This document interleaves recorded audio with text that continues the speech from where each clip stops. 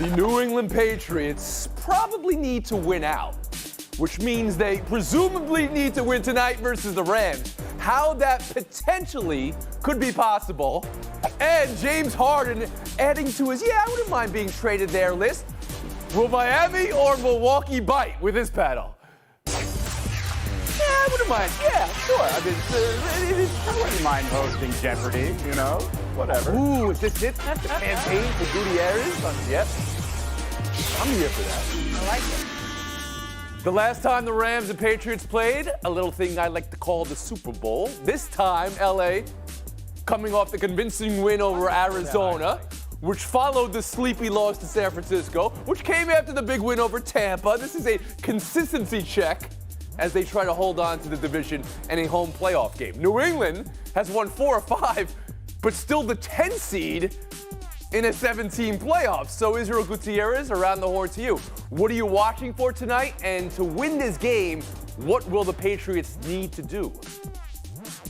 Well, what I expect is a low-scoring game, despite the Patriots' 45 points in their last outing, because if you go back to the Super Bowl, as you noted, the Rams only scored 3 points against this Bill Belichick defense, and I anticipate a lot more problems for that Rams offense. Not necessarily just 3 points on the board, but more problems, and I anticipate the Pats trying to run the ball a lot, obviously.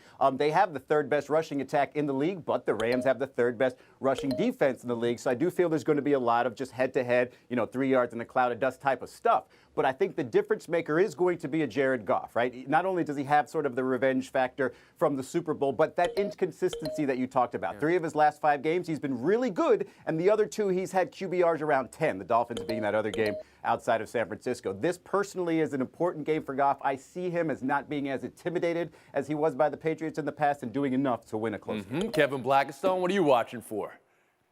Well, I'm not watching in the rearview mirror at what happened a couple of years ago because these two teams are significantly different, especially the Patriots.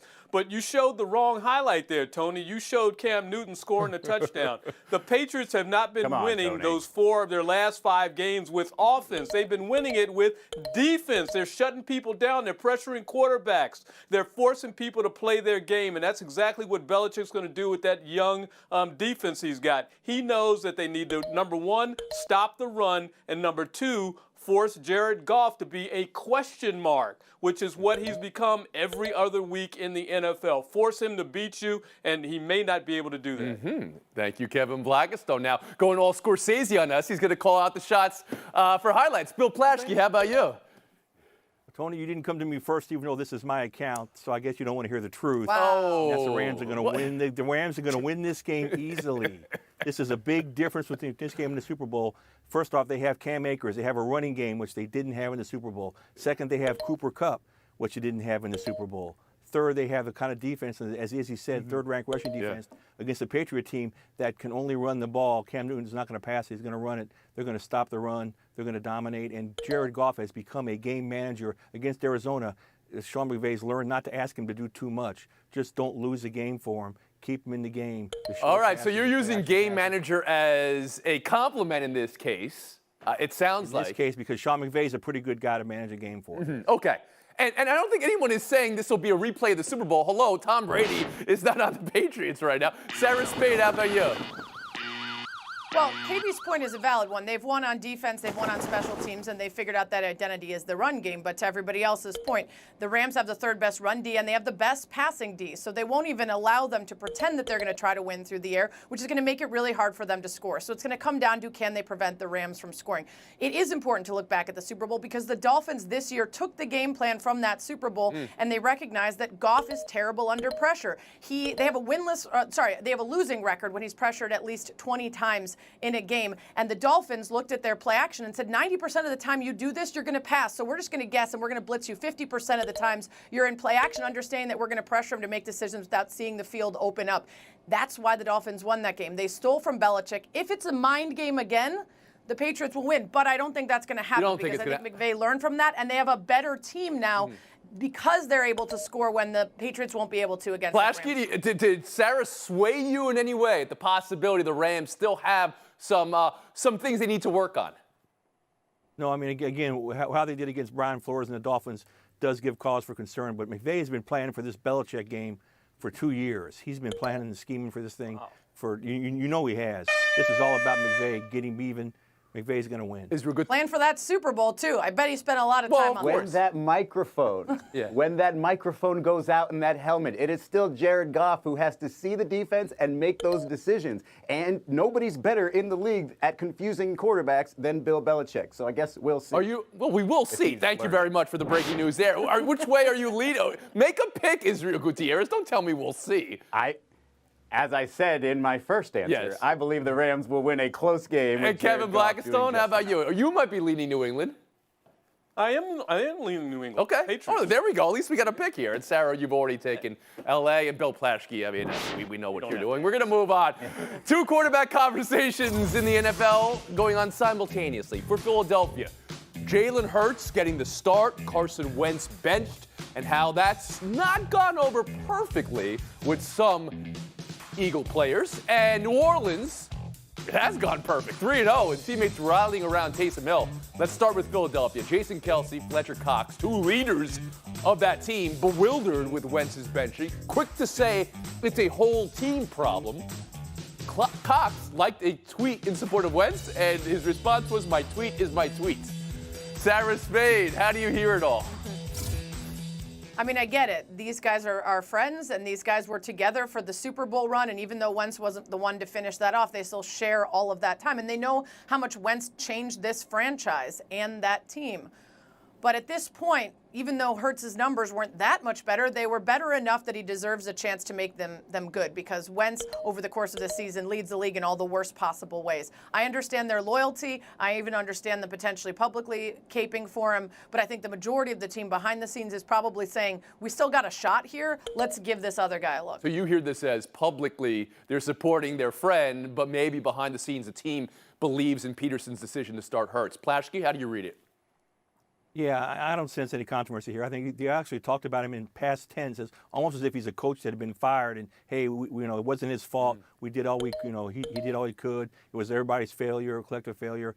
Jalen Hurts is a quarterback for this team for now and the near future. The offense is statistically twice as good with him out there. Small sample size, obviously, but I think he's a quarterback going forward. I think they all know that. They're not taking a shot at him. They're just giving a pat in the back and kind of a nice farewell to their soon-to-be departed buddy. KB?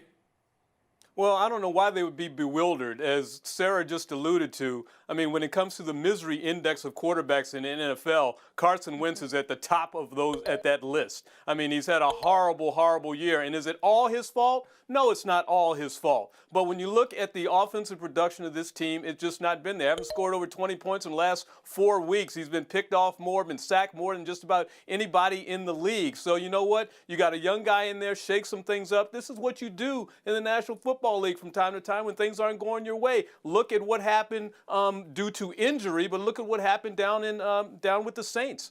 They changed quarterbacks, and everything seems to be going smoothly. So that's what you got to hope for. Israel Gutierrez?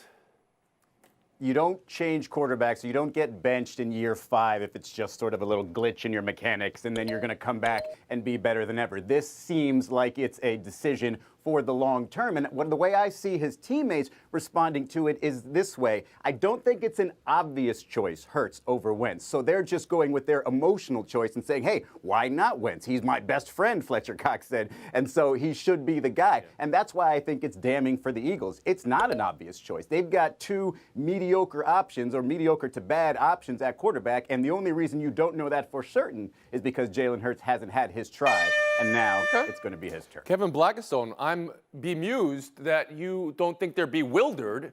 It might behoove them to go with a new quarterback with this bewitching defense New Orleans has. That's what Hurts gets first Tony, week. that was befuddling. Thank you very much, Sarah. You're always there for It's a me. new We'll move on. bedazzled. For New Orleans, Hill will start again this week. Breeze could be back next week. Hill is 3-0. Jeff Duncan of The Athletic reporting his production in the games has bolstered the belief within the team he's the heir apparent. Bill Plaschke, has Taysom Hill proven he's the heir apparent in New Orleans? No. Talk about small sample size. They beat the Falcons twice and the Broncos without a quarterback. So, no, he hasn't really had to make a big pass or make a big play yet. You wonder where that inside source is coming from. Somebody who obviously likes Taysom Hill, who likes the idea of the smart man do. Maybe Sean Payton is the one feeding that rumor. Oh, has Sean Payton shown his love for Taysom Hill in any way? I had no idea. Yes. Yeah, but Okay. this is way too. Sarah small Spain? sample size. No. Yeah, I'm not really sure who would have leaked this other than Taysom or Peyton, but what we've seen is 2 passing touchdowns since 2016. We knew he was a gadget guy with good legs. If we're trying to see if he can be a full quarterback, we've seen him beat the Falcons twice, and then a game against the Broncos where the game plan was so pared down because they had no quarterback so as to not allow them to make mistakes on the offensive side. So we've really seen 2 kind of real game plans with him in there. Ball security is still an issue for him fumbling. And we haven't, like I said, 2 passing touchdowns since 2016 is what you are going to stake this franchise trying to take over from a Hall of Famer. Not a chance you've seen enough. Israel Gutierrez?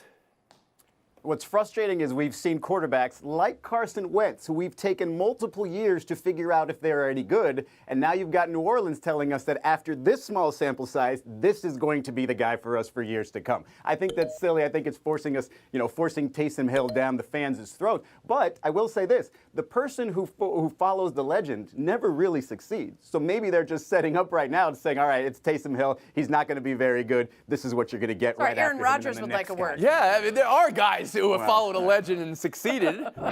Yeah, okay. Kevin Blackistone, you're following Israel Gutierrez. I know you succeed in that. Well,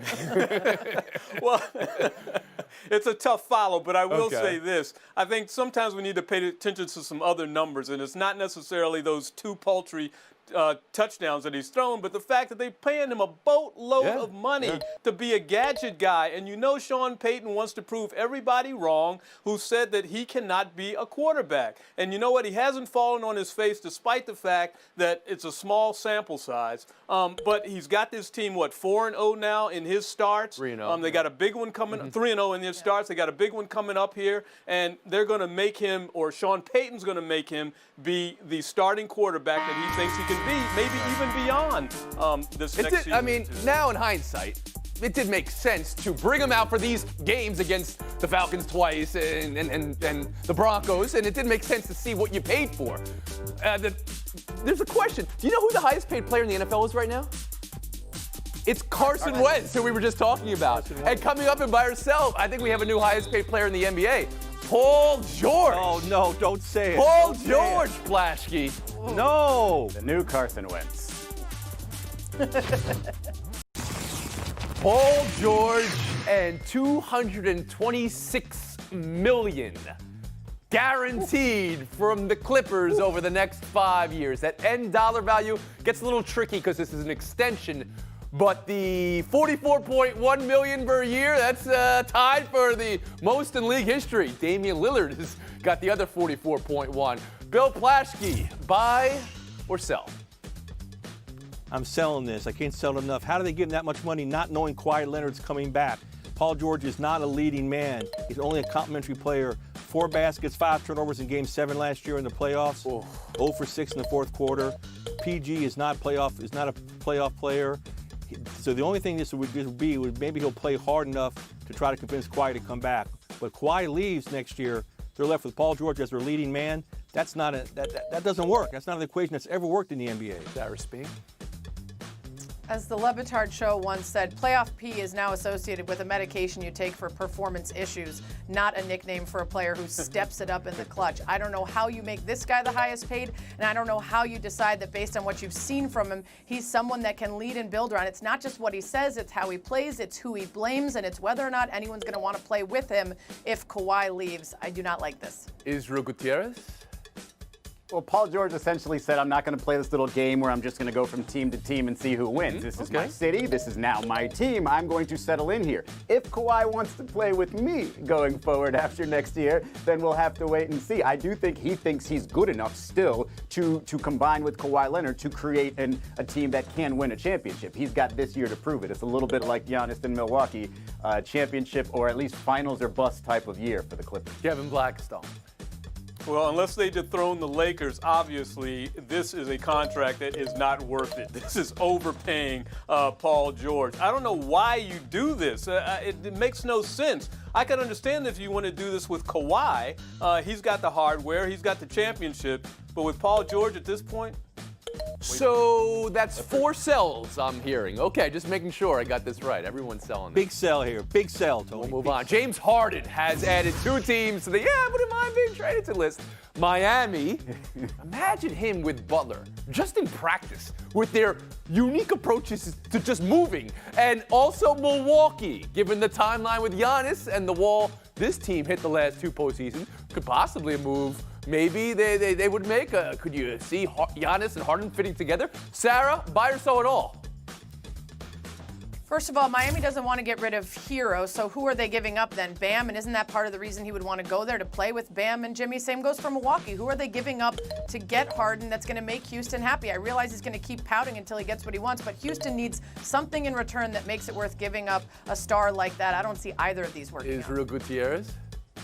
I know there's a report out there that says Pat Riley's not willing to give up Tyler Hero for James Harden, but he goes after the whales. He's gotten Shaq, he's gotten LeBron, and James Harden is a whale. And if you look at the combination of Jimmy Butler and Bam Adebayo, a third player who maybe can shoot better than Giannis might not be a bad deal. So if they don't know, the Miami Heat, that Giannis is a sure thing for them, then why not go ahead and get yourself James Harden? All right, Kevin Blackistone, buy or sell? Woo! Boy, James Harden in South Beach.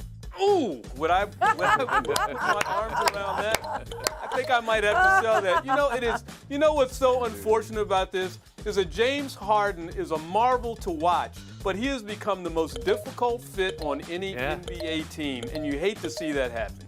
Bill Platt. Ben Simmons. Last year, the All-Star Game draft, Giannis had a chance to draft James Harden, specifically did not take him because he wanted somebody who would pass him the ball. Harden's not going there, but is anyone else surprised about Giannis saying that this is not a championship or bust season for him? Well, I'm glad you bring that up. I'm disappointed by that. I'm very glad you bring that up, Bill Platt. I love how everybody's directing the show and hosting the show these days. Giannis talking about his contract, and what he's saying is that he's not thinking about his contract. Roll tape. I don't believe it's a championship or a bust situation. Obviously, everyone wants to win a championship. I want to win a championship. There's nobody who wants to win a championship more than me. I can guarantee you that. But there's steps to that. You got to keep improving. You got to keep getting better, and hopefully we can get there this year. Israel, how do you hear that? I hear that he said there's steps to that. Step 1 is to sign that extension, because it's not necessarily championship or bust. It's sign Giannis to an extension or bust, and that bust would mean a complete teardown. KB? Well, I don't want to hear any thinking about the idea of winning a championship. I mean, you've got a couple of MVPs now. The last couple of seasons, you've been selected, your team, to get out of the East and get to the finals. It hasn't happened. And I think as a Milwaukee Bucks fan, I want to hear you say, I'm ready to take those Bucks horns and drive this steer right into the championships. Yeah, I'll take your word for all those animal analogies. Bill Plaschke, how about you? Yeah, no, I agree with KB. Paul Georges said it's not a championship or bust season last year, and we just ripped him for it. Giannis says it, and everybody's like, oh, he's so cute, we love Giannis. You know, he's not acting like a guy who really wants this contract. So you need to hear this is championship or bust. You need to hear we're going to win from Giannis before he even begins to talk. Sarah, you're not buying that. Yeah, buck that noise. Here's the thing. In sports, when has it ever been that useful to put out a massive guarantee on something that traps you? If he says it's championship or bust and it's bust, then he doesn't have a decision that he gets to make. So don't say the thing that's going to trap you in if you don't feel that way. If he doesn't feel that way, then don't make him say it. He can say we want to win, but it's not going to be required in order for me to decide to stay.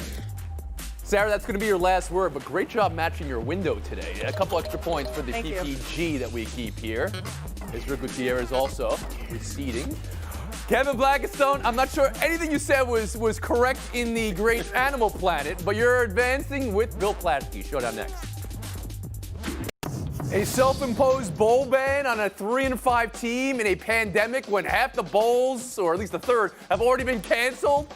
Bill Plaschke, LSU's self-punishment for Odell Beckham handing out money after the national championship last year. How does it sit with you? Oh, that's real big of LSU not wanting to go to a bowl game in a bowl season where there'll be quarantine, no fans, no festivities, kids in hotels the day before the games. LSU is getting off easy on this one. This is a joke on top of a joke. If the NCAA had any standing, you know what they would do? They would not allow them to self-impose this penalty this year. Take it when it hurts. Yeah. Split the point right here. We'll move on. Showdown 2, Georgia Tech basketball. They're 2-2 now. Had a big win this week. They face a ranked team in the upcoming week. Will a COVID pinata motivate them? KB, look what they do with this COVID pinata. That's pretty good. You know what? We all want to beat the heck out of this virus. The only problem is what came out of it. We don't need candy. We need more face masks, hand sanitizer. Yeah, that's not a problem, though, KB. The candy is the only thing the NCAA allows these kids to have for free. Normally, if they didn't do this, they'd go into a mini mart and stock up. This is shame on the NCAA again. I love how you made this about the NCAA. Who doesn't love a pinata? Who doesn't love a plashki in FaceTime? 30 seconds, Bill. Kudos to the USOPC, the United States Olympic Committee. They are now allowing peaceful protest at the Tokyo Olympics next summer. The athletes can stand, they can kneel during the national anthem, they can raise their fist during the national anthem. Anything peaceful and respectful. This is a great, great step forward. And again, the IOC has not approved this, but they will because America runs, the United States kind of runs the Olympics in terms of money. And it's just a great sign of our country. What better way to show you're an American than to be able to peacefully protest? Good for the That's a step in a different direction because they, just in the last year, suspended 2 athletes for a political protest. That's going to do it, folks. Thanks for coming around. 23 and a half hour break.